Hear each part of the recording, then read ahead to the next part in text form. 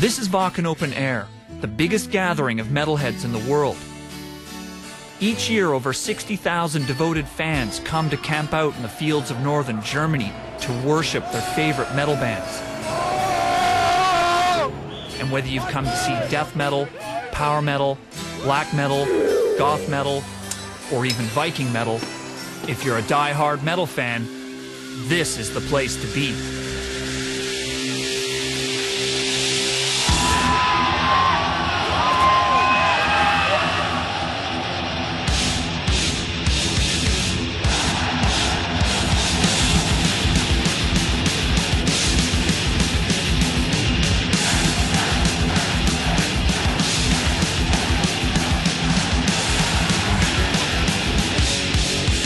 This is me. My name is Sam Dunn, and as you can see, I'm one of the die-hard metal fans. Ever since I was 12 years old, I've been obsessed with all things metal. And although my parents hoped it was a phase, it wasn't. I grew up, got my graduate degree in anthropology, and then decided to make a documentary about heavy metal culture. In the film, I traced the music back to its working-class roots in the factory towns of England and America. I then showed how early metal bands like Black Sabbath, Deep Purple, and Blue Cheer laid the foundation for a crazy number of metal subgenres. Along the way, I met some of my childhood heroes and spoke to a ton of musicians about the controversy surrounding this music. Satan. I also heard from hundreds of metal fans about what this music means to them. From the time I was 12 years old, metal was just a constant. And what I discovered is this underground movement is even bigger than I first thought. And for metalheads, it's about more than just music. It's an identity. After the film was released, I got a flood of emails from metal fans thanking me for giving this community the respect it deserves. But what surprised me was how many different countries the emails came from. Many were from places I had no idea metal even existed. I mean, I knew there was metal outside of Europe and North America. One of my favorite bands is Sepultura from Brazil, and I also have metal albums recorded live in Japan. But the stories in these emails got me thinking. For years, anthropologists have studied the effects of globalization, but I've never considered heavy metal's role in this process. As metal has spread across the globe, what new meanings is it taking on for fans in countries with such vastly different cultural, political, and religious backgrounds? Clearly, there's a whole world of metal out there I know nothing about. But I'm not going to find answers in the fields of northern Germany. So I'm taking my anthropology studies on the road to understand how metal has gone global. Yeah!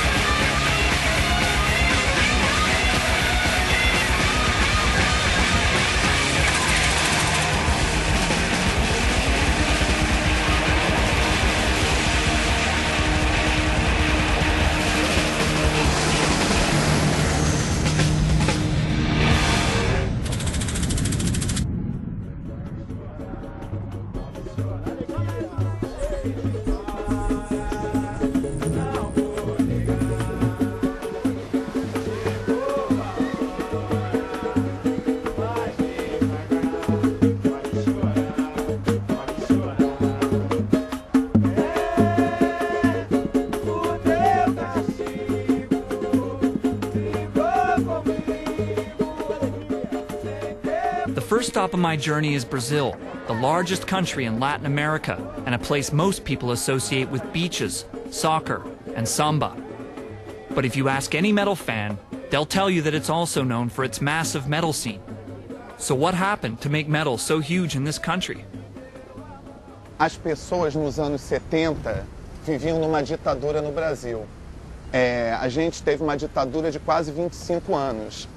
Durante uma ditadura não é muito fácil você ter acesso ou liberdade a qualquer tipo de informação. And on that period, when we were teenagers, it was very hard to find good instruments. The market was very closed for everything that comes from abroad.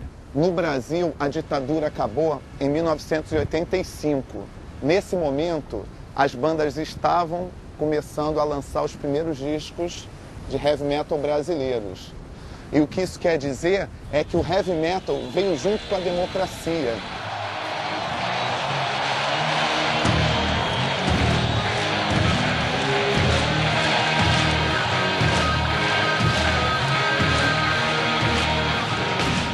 I think the organizers of Rock in Rio felt the momentum, and they organized this festival, which was huge. There were 1,380,000 people during 10 days. And it was the first time, everyone knew what a metalhead was and that there were so many.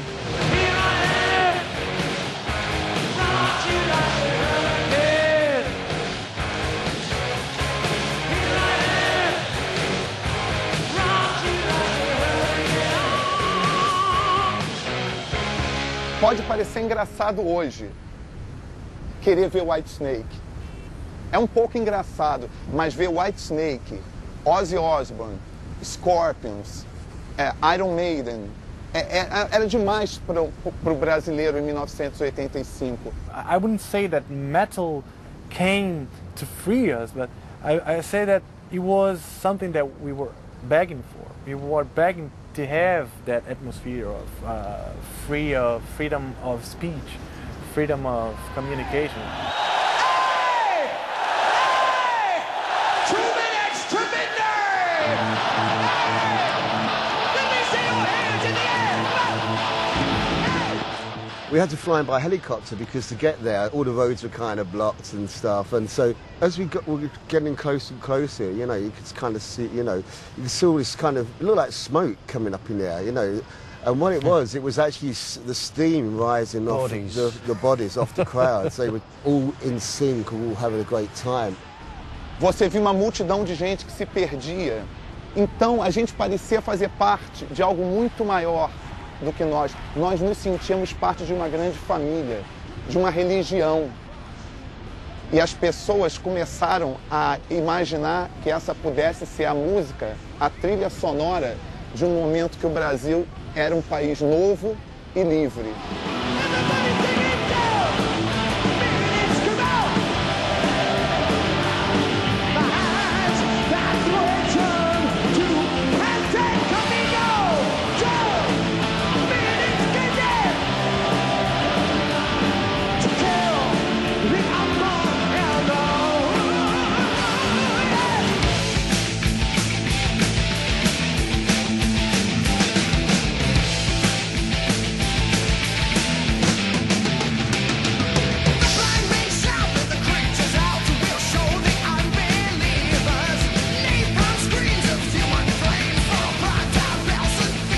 Here we are, we're in Sao Paulo, Brazil. We're at the Grandes Galerias, otherwise known as the Galeria do Rock.